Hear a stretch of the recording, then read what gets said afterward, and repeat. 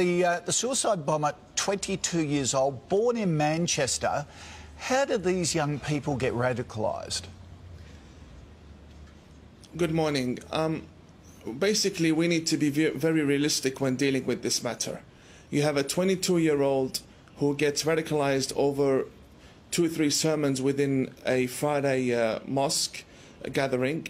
And the killer of Curtis Chang in Sydney was 15-year-old. And just on the 23rd of this month, 2 days ago, we had a 22-year-old female who is now being arrested, or was arrested, after having ties with ISIS in Adelaide. Now, this age is an age where someone would expect people to be going out, having fun. But no, we have a large number of youth that are being radicalized. This happens because of the books that we have, the Islamic scriptures that we have. They push the Muslim youth to believe that if you go out there and you kill the infidel, that's how you will gain paradise. But they're listening to preachers, if you like, sermons, 2 or 3 sermons by clerics like yourself, radical clerics. What do you more moderate clerics do to out your compatriots who are turning these young Muslims? Well, it is very hard being a peaceful, moderate person within a society that is infested by extremist Muslims. I will not deny this fact. We have a large number of Muslims that are extremists, even in Australia, and we see them when they come out in the Sydney riots, and we see them attacking the police. So we're being infested by radical clerics here in Australia? Yes, clerics and followers as well. And I've said this to many government authorities, and I'd like to show you something. I bought this 2 days ago from a shop within Melbourne. This is Al-Qaeda's flag. These are stickers that are being sold for a few dollars. They have them on their windscreens. They have them everywhere. Now, I know that these things can be obtained from anywhere, even online or even on the internet.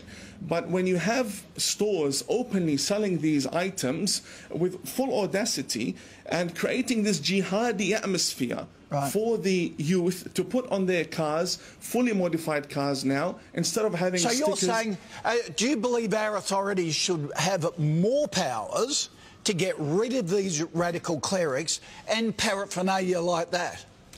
I think we've got to get tougher. I think our authorities have misunderstood the situation.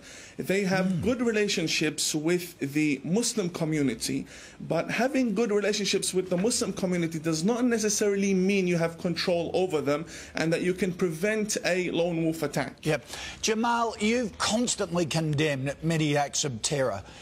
Do Muslim leaders have to be more vocal? The Prime Minister and the Foreign Minister yesterday were surprised that Muslim leaders were silent yesterday on this whole issue. Do you have to be more aggressive, or do you live in fear?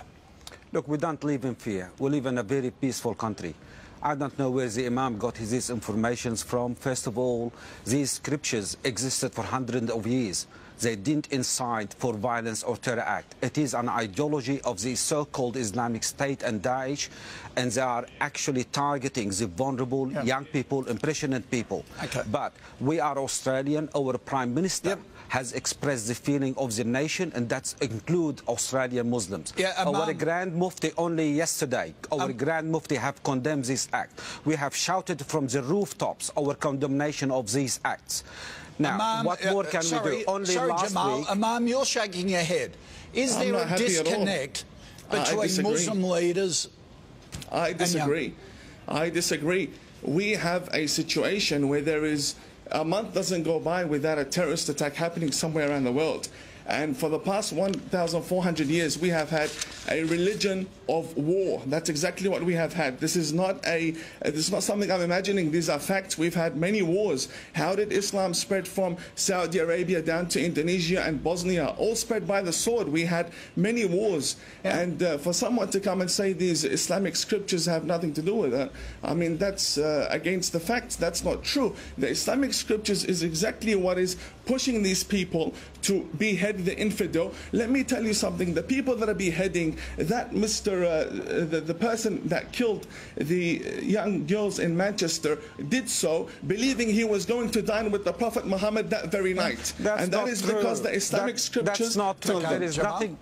There is nothing in Islam that will justify... Do not lie to the Australian nation.